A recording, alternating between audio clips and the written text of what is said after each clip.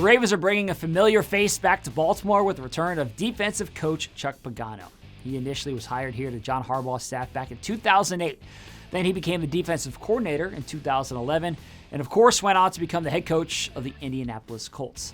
But now he's returning to Baltimore as the senior secondary coach, and I just think this is an awesome way to help bridge the connection between the current Ravens team and the players and coaches who helped build this team and organization into what it is today.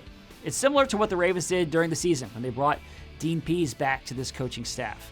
Dean and Chuck were on the same staff back together in Harbaugh's early days as a head coach here, and then Dean actually took over as a defensive coordinator when Chuck went on to Indianapolis. Now they're working together again on a defensive staff that's led by Zach Orr, who of course grew up in this system and this organization as a player and then as a coach. I like this move for a lot of different reasons, but I really think it's a way to connect back to the roots of the organization. And Pagano talked today on the Pat McAfee Show about how he has the knowledge and familiarity with the system here and how that's going to help him in this role.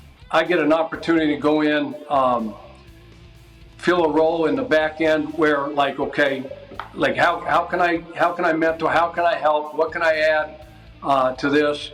Go through the things, very familiar with the scheme. Obviously, that scheme, AQ, has not changed for the last, 100 years, it seems like. You know, that thing has been intact. There's been coordinator after coordinator after coordinator, but the nuts and bolts of that scheme have not changed. So it's an opportunity for me to go in and, hey, what do you need? What do you need me to do?